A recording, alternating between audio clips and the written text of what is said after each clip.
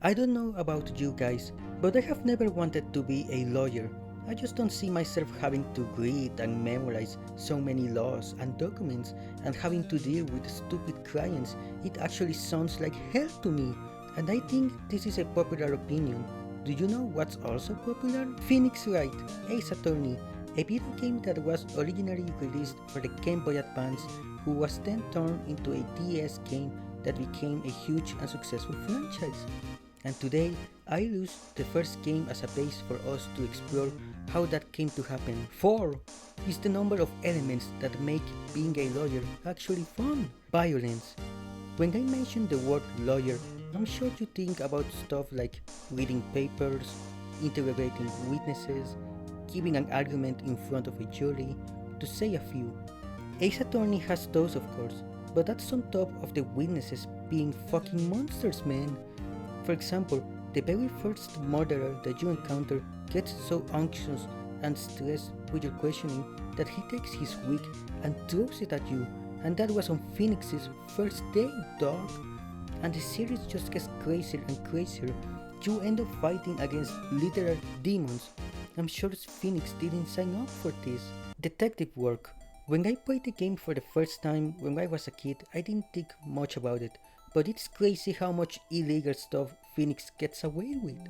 The game is divided in two sections: the outside world, where you get the evidence of what happened during the crime, and the courtroom section, where you are going to use that evidence to good use and catch the killer.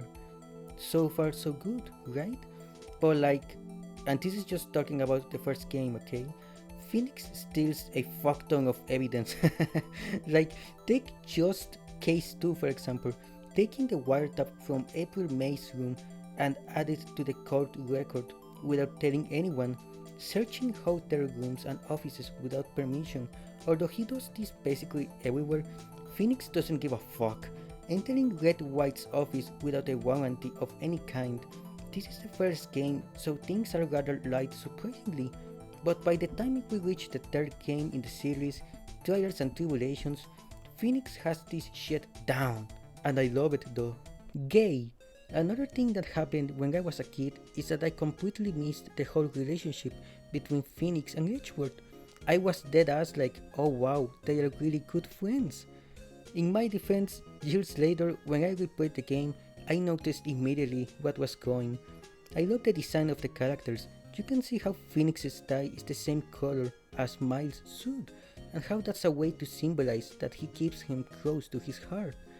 And then, it's just too much. Well done. Actually, this might be the most important element. The amount of fans that this relationship has is insane, and Edgeworth is so good that he even has two spin-off games under his name, and the second one is considered one of the best in the franchise.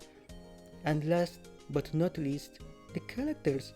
I have talked about Phoenix and Miles, the main protagonists of the game, but everyone deserves a medal in this game. You never know what you're going to find. You can find a funny detective, a spirit medium, a deadbeat, a funny judge, a vampire, an anime fan. Like, the options are endless, and that helps this world feel alive and real.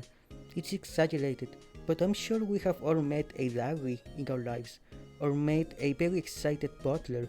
Shout out to him, by the way. He was testifying on a murder case, and the dude was just happy to be in here.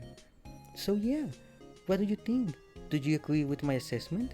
If you don't, then please let me know in the comments. I would love to hear you out. Thank you so much for watching the video.